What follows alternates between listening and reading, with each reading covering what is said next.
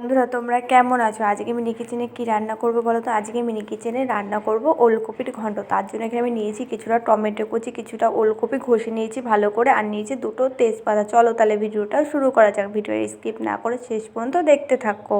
উনুনের জলটা ভালোভাবে ধরে তার উপরে বসিয়ে দিয়েছি কড়াইটা হালকা গরম হয়ে তার মধ্যে দিয়েছি কিছুটা সরষের তেল। তেলটা ভালো করে গরম করে নিয়ে তার মধ্যে সোমবারের জন্য দিয়েছি কিছুটা জিরে, আর দিয়েছি দুটো তেজপাতা।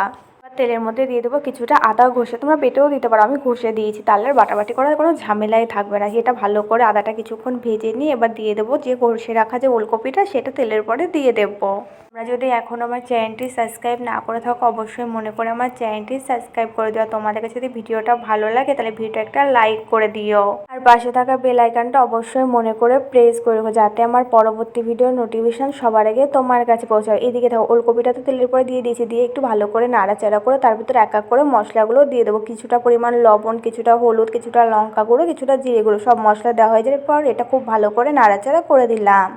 কপিটা মশলার সাথে খুব ভালো করে নাড়াচাড়া করে এটা কিছুক্ষণ ঢেকে ঢেকে ভালো করে রান্না করে নিতে হবে। এটা রান্না করে খুব সোজা, আর এটা খেতে না অনেকটা বাঁধাকপির মতন লাগে। এটা খেতে কিন্তু খুবই টেস্টি হয়। তোমরা যদি এটা আগে কখনো না খেয়ে থাকো একবার হলো খেয়ে দেখো ওইভাবে বানিয়ে রান্না করে।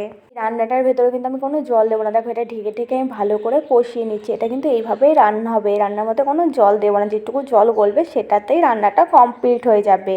আর আমি ওলকপিটা তো খুব ভালো করে কষিয়ে নিয়েছি, এর জন্য এটা রান্না হতেও বেশিক্ষণ সময় লাগবে না। দেখো ওলকপিটা মশলার সাথে খুব ভালো করে কষিয়ে নিয়ে আমি দিয়ে দিলাম কেটে রাখা টমেটোগুলো। একটু টমেটোটা বেশি দিয়েছি, এতে করে খেতে আরও টেস্টি লাগবে। তোমরা আমার মিনি কিচেনে আর কী কী রান্নার ভিডিও দেখতে চাও সেটাও কমেন্ট করে জানাতে পারো, তাহলে আমি তোমাদের পছন্দ মতো রান্নার ভিডিও করে দেখাতে পারি। টমেটোগুলো দিয়ে ওলকপিটা আরও কিছুক্ষণ ঢেকে ঢেকে রান্না করে নেবো। ওলকপিগুলো গলে গেলে একটু ঢাকনিটা তুলে দিলে মাঝে মাঝে একটু নাড়াচাড়া করবো। দেখো ওলকপির ঘন্টটা দেখতে কত সুন্দর হয়েছে।